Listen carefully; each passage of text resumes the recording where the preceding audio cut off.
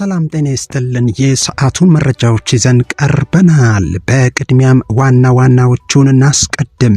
የኮንዶሚኒየም ቆጣቢዎችን ጨምሮ በ83,000 ብር ቅድመ ክፍያ የቤት ባለቤት ያደርጋል የተባለ ፕሮጀክት በይፋ ተጀመረ። በአዲስ አበባ ዩኒቨርሲቲ በተገነባ ሶፍትዌር አማካኝነት እጣው ፍትሃዊ በሆነ መልኩ ይወጣል የተባለ ሲሆን የፊታችን የካቲት 28 ቀን እጣው እንደሚወጣ ተረጋግጧል። እየጨመረ የመጣውን የቤት ፍላጎትና አቅርቦት ለማጣጣም በተከናወኑ የተቀናጁ ጥረቶች ባለፉት 6 ወራት ብቻ 116429 ቤቶች ተገንብተው መጠናቀቃቸውን የቤቶች ቢሮ አስታውቋል። የኮንዶሚኒየም ቤት እጣ ሊወጣ ነው መባሉን ተከትሎ የ2005 20/80 እና 40/60 የኮንዶሚኒየም ተመዝጋቢዎች ለመንግስት በግልጽ ጥያቄ አቀረቡ።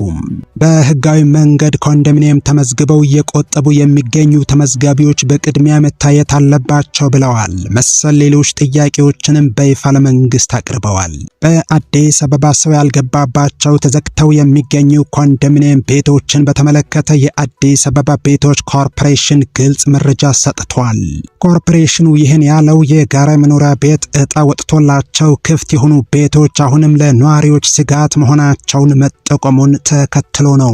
የ2005 የኮንዶሚኒየም ተመዝጋቢዎች በቀጣይ መንግስት እጣ ሲያወጣ ተዘግተው የሚገኙ ቤቶችን አብሮ እጣ እንዲያወጣ ጠይቀዋል። በዝርዝር እንመለከታለን። እንደነዚህ አይነት መረጃዎች በፍጥነት ለማግኘት ቻናሉን ሰብስክራይብ ማድረግ አይርሱ። እስከ መጨረሻው አብራችሁን ቆዩ። በቅድሚያ የ2005 20/80 እና 40/60 የኮንዶሚኒየም ተመዝጋቢዎች ለመንግስት ጥያቄ አቀረቡ። የአዲስ አበባ ከተማ አስተዳደርና የቤቶች ልማት ኮርፖሬሽን በ2005 ዓመተ ምህረት ለተመዘገበን የ20/80 እና የ40/60 ተመዝጋቢዎች እያሳየ ያሉት አዲስ ትኩረትና መሻሻል የሚበረታታ ነው ብለዋል። ላለፉት ዓመታት የነበረውን የቤት ፍላጎት ለመመለስ እየተደረገ ያለው ጥረት ለሁላችንም አዲስ ብርሃን ፈንጥቋል። በተለይም በአሁኑ ወቅት የህንፃዎቹን የግንባታ ሂደትና ወቅታዊ ሁኔታ በየቀኑ በግልጽ ለህዝብ ይፋ ማድረጋችሁ ትልቅ መተማመን የፈጠረና የአሰራር ግልጸኝነትን ያሳየ እርምጃ በመሆኑ እናመሰግናለን ብለዋል። ይህ ተስፋችን ይበልጥ እንዲያብብና በዜጎችና በመንግስት መካከል ያለው መተማመን እንዲጸና ቀደም ባሉት ጊዜያት ያጋጠሙ የአሰራር ክፍተቶች እንዳይደገሙ ትልቅ ጥንቃቄ ሊደረግ ይገባል። በተለይም በመጨረሻው ሰዓት ላልተመዘገቡ ወገኖች ቅድሚያ ከመስጠት ጋር ተያይዞ የሚነሱ ስጋቶች ተወግደው በህጋዊ መንገድ ሲቆጥቡ የቆዩ ተመዝጋቢዎች በቅድሚያ ሊያገኙ ይገባል። የከተማችን አስተዳደር አሁን የጀመረውን የግልጸኝነትና የተጠያቂነት አሰራር አጠናክሮ በመቀጠል የብዙዎችን የቤት ባለቤትነት ህልም እውን እንደሚያደርገው እንጠብቃለን። እኛም ተመዝጋቢዎች ከአስተዳደሩ ጎን በመሆን ለሂደቱ መሳካት የበኩላችንን ገንቢ ሚና ለመጫወት ዝግጁ ነን ብለዋል ተመዝጋቢዎች።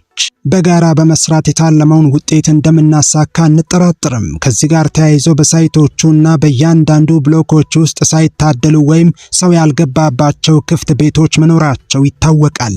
እነዚህ ቤቶች በጥብቅ ኦዲት ተደርገው ለተመዝጋቢዎች የሚከፋፈሉበት ዝርዝር ውስጥ ቢካተቱ የቤት ተጠቃሚዎችን ቁጥር በከፍተኛ ደረጃ እንደሚጨምረው እናምናለን። በመሆኑም አስተዳደሩ እነዚህን ነባር ክፍት ቤቶች ለይቶ በማውጣት ለፍትሃዊ ተጠቃሚነት እንዲያመቻች በአክብሮት እንጠይቃለን ብለዋል የኮንዶሚኒየም ተመዝጋቢዎች። ይህ በእንዲህ እንዳለ የአዲስ አበባ ቤቶች ኮርፖሬሽን በበኩሉ በጋራ መኖሪያ ሳይቶች ላይ ሰው ያልገባባቸው ቤቶች ለልማት ተነሺ አርሶ አደሮች እንዲሰጡ ተለይተው የተቀመጡ ናቸው ብለዋል። በተለያዩ አካባቢዎች ላይ በሚገኙ የጋራ መኖሪያ ሳይቶች ሰው ያልገባባቸው ቤቶች ለልማት ተነሺ አርሶ አደሮች እንዲሰጡ ተለይተው የተቀመጡ መሆናቸውን የአዲስ አበባ ቤቶች ኮርፖሬሽን በይፋ አስታውቋል። ኮርፖሬሽኑ ይህን ያለው የጋራ መኖሪያ ቤት እጣ ወጥቶላቸው ክፍት የሆኑ ቤቶች አሁንም ለነዋሪዎች ስጋት መሆናቸውን ተከትሎ ነው። በ2017 በጀት ዓመት ለጋራ መኖሪያ ቤት እጣ የደረሳቸው ሁሉም ባለዕድለኞች ወደ መኖሪያቸው እንዲገቡ ትዕዛዝ ተሰጥተው የነበረ ቢሆንም አሁንም ድረስ ክፍት የሆኑ ቤቶች በመኖራቸው ለደህንነታቸው ስጋት ላይ መሆናቸውን ነዋሪዎች ገልጸዋል። ቅሬታውን ተከትሎ ምላሽ የሰጡት የአዲስ አበባ ቤቶች ኮርፖሬሽን የቤት ማስተላለፍ ዳይሬክተር አቶ ይድነቃቸው ስዩም በጋራ መኖሪያ ሳይቶች ላይ ሰው ያልገባባቸው ቤቶች አንደኛው ምክንያት ለልማት ተነሺ አርሶ አደሮች እንዲሰጡ ተለይተው የተቀመጡ በመሆናቸው ነው ሲሉ ተናግረዋል።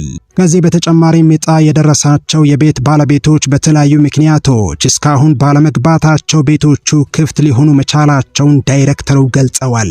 የቤት ባለቤት ሆነው ያልገቡ ባለዕድለኞች ግን ቤቶቹን አድሰው ያልገቡ ከወራት በፊት ተላልፎ ስለነበረው አስገዳጅ መመሪያ የተጠየቁት ዳይሬክተሩ መመሪያው በአብዛኛው ተግባራዊ ቢሆንም አሁንም ድረስ የአሰራር ክፍተቶች እንዳሉ መናገራቸውን መናሪያ ሬዲዮ ዘግበዋል።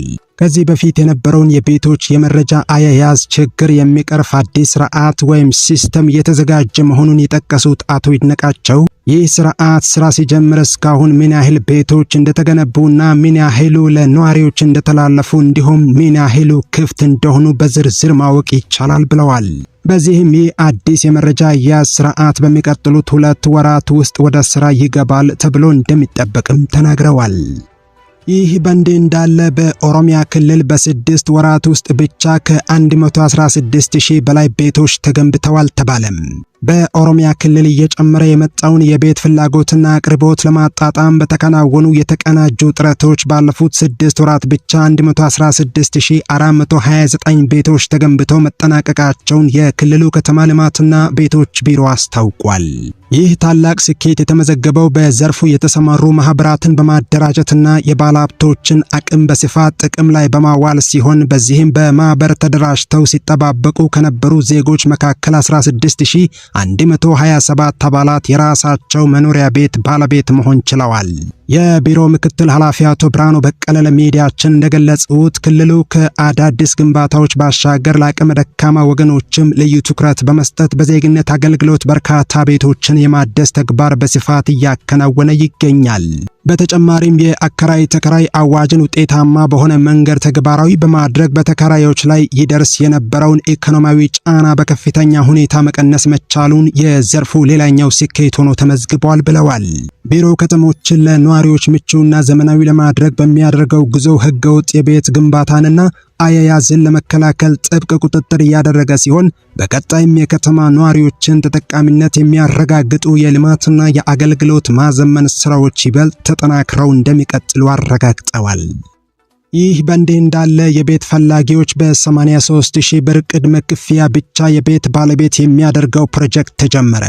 በርካታ ቤቶችን በ18 ወራት የሚገነባው የኪ መንደር ፕሮጀክት በይፋ ተጀምሯል። ኪ ሃውሲንግ ፋይናንስ ሶሉሽን ዝቅተኛና መካከለኛ ገቢ ላላቸው የህብረተሰብ ክፍሎች የቤት ባለቤት የመሆን እድል የሚያመቻቸውን የኪ መንደር ግንባታ የመሰረት ድንጋይ የማስቀመጥ ስነ ስርዓት ጥር 23 ቀን 2018 ዓመተ ምህረት በንፋስ ስልክ ላፍቶ ክፍለ ከተማ በታላቅ ድምቀት አካሂዷል።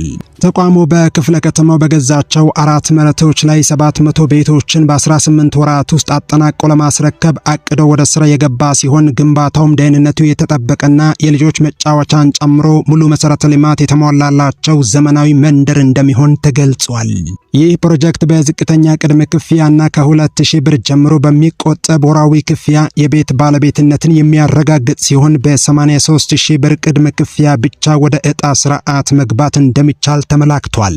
የግንባታው መጀመር ለቤት ፈላጊዎች አጭር ጊዜ የሚፈጅ አማራጭ ይዞ መምጣቱን የገለጹት ኢንጂነር ቸርነት ተቋሙ ከዚህ ቀደም በአዲስ አበባና በባህር ዳር ከተሞች ካገኘው ተሞክሮ በመነሳት አዲሱን ምዕራፍ መጀመሩን አስረድተዋል።